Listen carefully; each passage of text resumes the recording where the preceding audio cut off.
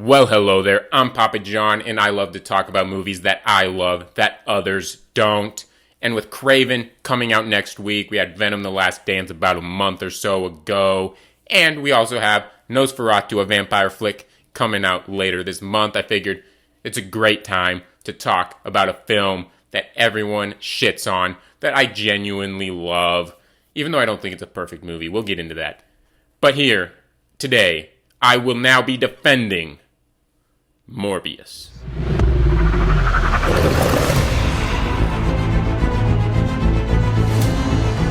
Like I said, this is no five-slice classic. This is not The Godfather Part 2. There are some definite, undeniable flaws here. Some of the CGI gets pretty wonky at times. Some of the character designs, especially when he breaks out of the prison, are pretty bad at times. But at other times, I think some of the character designs are actually pretty good. They're just inconsistent. And so on a technical side, you get some of that stuff that's not necessarily the best. And in terms of the dialogue, I don't think it's bad, but it is a little basic. Basic dialogue doesn't ruin movies for me in the same way that bad dialogue can. So it doesn't necessarily ruin the movie for me, but I know for some people it might just be kind of underwhelming, basic dialogue. And I can understand that. I'm not here to tell you what to love. I'm just here to defend why I love it. So now that I quickly got some of that stuff out of the way, just to show that I don't think this is a five-slice classic, but I still love this movie. And so here's why I fucking love this fucking movie. There's a lot of themes to explore here. You got curse versus cure. You got I get to die, but you get to live. You got, a few against the many. You got some stuff in there, but I think it kind of just comes down to a classic Dr. Jekyll and Mr. Hyde story here, and I appreciate that. I kind of enjoy that. It kind of harkens, in my opinion, in ways I'll even get to a little later, to like The Incredible Hulk from 2008, which is another movie that at one point got a little too much hate. I think people have slowly come around to it a little bit over time, but we're not here to talk about that movie. We're here to talk about Morbius. So you do have this Dr. Jekyll versus Mr. Hyde storyline, which I'm actually going to pursue this more as an evolutionary theme that they got going on here, because you get that little argument before Morbius experiments on himself between Dr. Bancroft and Michael Morbius, where he's talking about speeding up evolution. Bancroft and Michael makes his little argument about viruses and stuff changing humans over thousands of years, and Bancroft says that's evolution. Michael just says, so's this. It's just sped up, essentially. And then after the experiment, he kind of stops using that argument.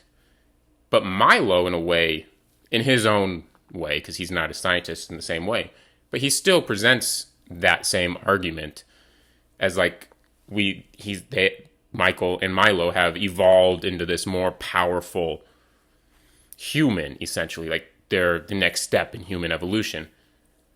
But at the same time, you still get the argument, like Michael Morbius, for instance, is pushing back against Milo because you can't control it. And you just kind of turn into an animal once you get like hungry enough and all of that.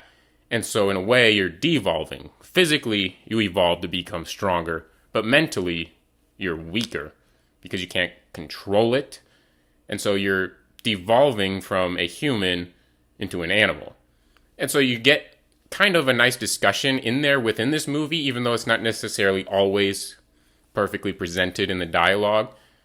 It's still there, in my opinion, and I appreciate that. I love that sort of exploration of cure ending up being a curse, which you get in a lot of these movies.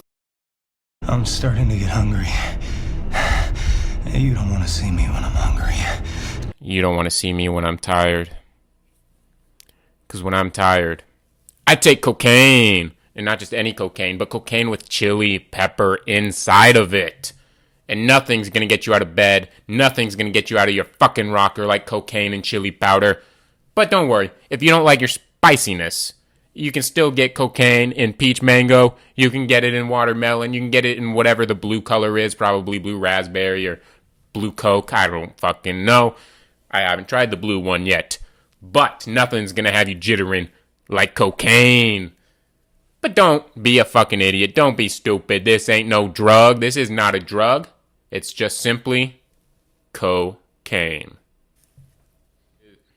Now, here is another reason I love this fucking movie. It's a throwback. I don't think it was intentionally meant to be a throwback in this manner, but nonetheless, it is still a throwback that I heavily enjoy. But it's a throwback to a period that most people don't always enjoy. It's not a period with a great rep, and that is the noughties superhero movies, the comic book movies from the early 2000s. I think this is a nice throwback feeling to it. You know, you go back to the first two Blade movies, the first two X-Men movies, the first two Spider-Man movies, Tim Story's Fantastic Four, the first Ghost Rider. I know a couple of those don't have the greatest reputations, but those are the superhero movies I grew up on. Those are the superhero movies that came out when I was in elementary school. You know, even a throwback to like 2008's Iron Man. It's not as good. I'm not saying it's as good as 2008's Iron Man, but it's like a nice throwback. You know, you don't have like in the late 2010s where every storyline in every movie had to set up an Infinity Stone and leads into this and that. And don't get me wrong, I know you have sort of the Vulture stuff at the end of Morbius and the end credit scenes and all of that, but that's not something that's pulling down the story of the full movie. That's just a cameo at the end that sets up a potential movie. Kind of like Nick Fury showing up at the end of Iron Man.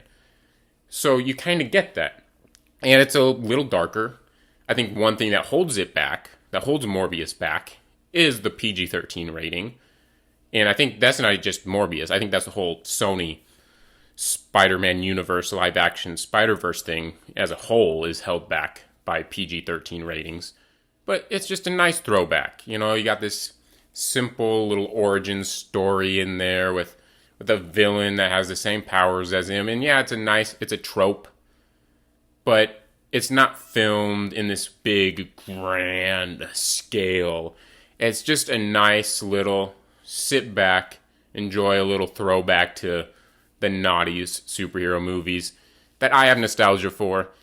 Even though I'll acknowledge they're not the best technical quality movies of all time, most of them. I mean, you do have some gems in there, some true gems, but most of them are not. And this one, likewise, is not a technical masterpiece, but it's still a pretty damn good film, in my opinion, and a nice little throwback to those early noughties. And this last, third little point here is not necessarily about Morbius itself as a movie or anything within the movie itself. It's more a point about the comic book movie industry as a whole. In the early 2020s, maybe even a little bit nowadays, it's still got this problem nowadays, and that is, you're spoiled. We got spoiled. And we don't want to accept the fact that we got spoiled in the 2010s. So, when a movie is just pretty good, people crap on it because it's not astonishingly great. And I hate that. I hate that. I feel like that happens all the time when it comes to these 2020s movies that aren't, 5 slice classics or 5 stars or 10 star, whatever rating system you want to use. Everyone, I feel like, at times expects every comic book movie to be Endgame, to be The Batman, to be another Dark Knight, to be Infinity War, or 2012's Avengers, or whatever example you want to use.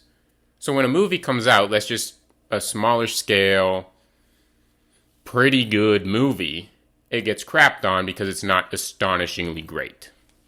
And I feel like Morbius falls into that trap here. Because like I said, it's not a 5-star classic. I'll tell you right now, I give it 3.5 slices. I didn't even go 4 out of 5. I gave it 3.5. I think it's pretty damn good, but like I said, it has its technical issues here and there, but it's still pretty damn good. And I like the story it's telling. I have fun watching it. I enjoy watching it. I kind of want to see more, which I can't say for any other movie in this Sony live-action Spider-Verse. This is the only one that I want to see more of. Except for Kraven. We'll get into that. But yeah, it's 3.5 slices. It's not perfect, but it definitely deserves more love than its reputation. It is a lot better than its reputation. So if you haven't seen it, I still recommend checking it out. And then after you do, and you disagree with me, tell me in the comments why I am wrong. If you're gonna run, do it now. So as mentioned, like a couple seconds ago, I'm not a big fan of this Sony live-action Spider-Verse. Morbius is the only movie here that I am a fan of, at least as of today. I don't like any of the Venom movies. The less said about Madam Web, the better. I do weirdly have blind faith in Kraven. I feel like it actually looks pretty decent. So I have faith that that one might pull it off. But for the most part, Morbius is the only film here that I genuinely enjoy. I think the first Venom, I'd probably give a slight little small thumbs up to, but just barely. I don't really like it.